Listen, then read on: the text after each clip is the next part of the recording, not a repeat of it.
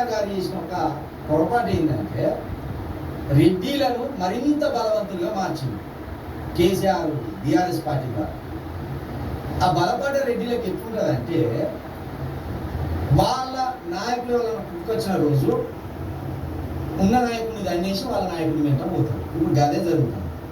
ఇప్పుడు కేసీఆర్ కుంభ ముంచబోయేది రెడ్డిలే. కొంతమంది అనుకోవచ్చు కడియం సీఆర్ దళితుడు కదా, కడియం సీఆర్ ఇక్కడ ఉన్న గంతే అక్కడ ఉన్న గంతే.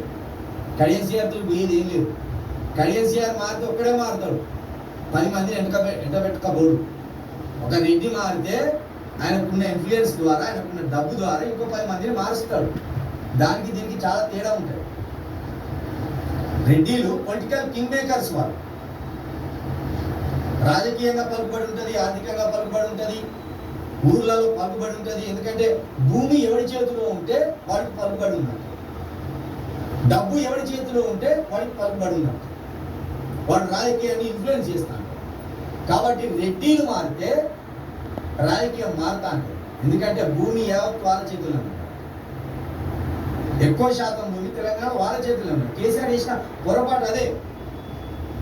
ఏదైతే రైతు బంధు ఉన్నదో, రైతు బంధు ద్వారా ఎస్సీ బీసీ ఎస్టీలకు అందరికీ జరిగిన లాభం కంటే రెడ్డిలకు జరిగిన లాభమే ఎక్కువ. ఎందుకంటే ఊళ్ళలో భూములు వాళ్ళ పేరు మీదే ఉంటాయి. రెడ్డిల పేరు మీద, రావుల పేరు మీద, కర్ణాల పేరు మీద, వీళ్ళ పేరు మీద ఉంటాయి. ఏం చేసిన రైతు బంధు ఒక్కసారి పడే వరకు 100 ఎకరాలు ఉన్నోరికి ఎన్ని కోట్లు పడాలి పైసలు ఒక్కసారి జమ అయింది. పైగా ఊళ్ళో పెట్టిపోయిన రెడ్డిలు కేసీఆర్ ధరణి పేరుతో మళ్ళొచ్చి వాళ్ళ భూములలో వాళ్ళకి ఇష్టేసింది. కాబట్టి కేసీఆర్ తన పార్టీ సాగు తనకు కోరు తెచ్చుకున్నాడు. కాంగ్రెస్ రెడ్డిలకు అడ్డాగా మారినప్పుడు బీఆర్ఎస్లో ఎస్సీలకు, బీసీలకు, ఎస్టీలకు అధిక ప్రాధాన్యత ఇవ్వాలి. కానీ కేసీఆర్ ఏం చేసిండు, గదే రిజర్వ్డ్ స్థానాలలోనే ఎస్సీలకు ఇచ్చిండు, గదే రిజర్వ్డ్ స్థానాలలోనే ఎస్టీలకు ఇచ్చిండు. ఇక బీసీలకు అరకొర ఇచ్చిండు కేసీఆర్.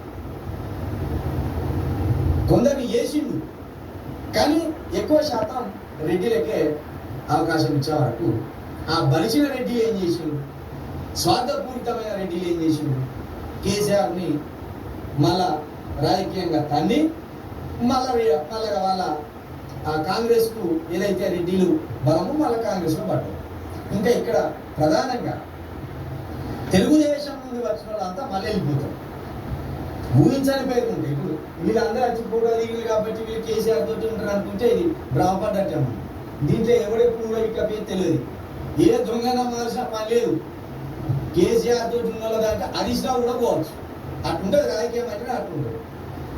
చంద్రబాబు నాయుడే తన పిల్లనిచ్చిన మామ వెన్నుపోటు పొడిచినప్పుడు ఈ హరీష్ రావు ఎంత, ఇంకోటి ఎంత. ఇంకోటి మాట్లాడుకోవాలంటే అఖిలేష్ యాదవ్ ములాయం సింగ్ యాదవ్కే వెన్నుపోటు పొడిచింది, సొంత తండ్రికే వెన్నుపోటు పొడిచింది. సొంత తండ్రే పార్టీ స్థాపించి కొడుకును ముఖ్యమంత్రి చేస్తే కొడుకు ముఖ్యమంత్రి అయిన తర్వాత ములాయం సింగ్ యాదవ్ని పక్కన విడిచిపడేసింది. తండ్రి కొడుకు